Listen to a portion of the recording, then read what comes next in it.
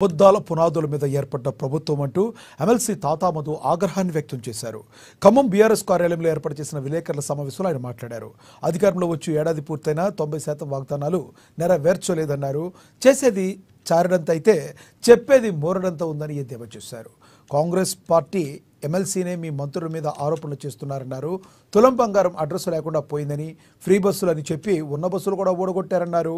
Auto నడుపుకునేవారు auto కుస్తీలు కట్టలేక ఇందులో ఓ auto driver ఆత్మహత్యకు పాల్పడ్డారన్నారు. కాంగ్రెస్ ప్రభుత్వం హామీలను అమలు చేయలేక డైవర్షన్ పాలిటిక్స్ చేస్తుందని ఆరోపించారు. కంపలు తొలగించడం కాదు, రాష్ట్ర వ్యాప్తంగా అడుగడుగున ముళ్ల కంపలతోని ప్రజల యొక్క ప్రజాస్వామిక హక్కులని, ప్రజాస్వామిక గొంతుకల్ని నొక్కేసే ప్రయత్నం జరుగుతూ ఉంది. అశోక్ నగర్లో ఏదైతే అశోక్ నగర్కి వెళ్ళి రాహుల్ గాంధీ గారు ఒక దొంగ మాటలు, మోసపూరితమైన మాటలు చెప్పి నిరుద్యోగ యువకులను రెచ్చగొట్టి గ్రామాలకు పంపి మీరు బీఆర్ఎస్కి ఓటేయొద్దని వారి ద్వారా చెప్పించినట్టు రాహుల్ గాంధీ గారు ఇందిరమ్మ ప్రభుత్వం, కాంగ్రెస్ ప్రభుత్వం అదే నిరుద్యోగ యువకుల మీద ముళ్ళ కంపలేసి లాఠీలతోని విరగబాదిన సంఘటన చూశారు. ఏ గిరిజన ప్రజల యొక్క ఓట్లు దండుకొని అధికారంలోకి వచ్చిండ్రో అదే గిరిజనుల మీద ఉక్కుపాదం మోపారు లగచర్లలో.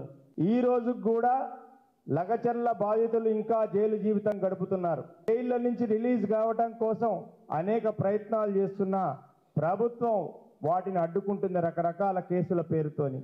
అనేక మంది గిరిజన రైతులు, లగచర్ల రైతులు ఇవాళ జైళ్ళల్లో మగ్గుతున్నారు.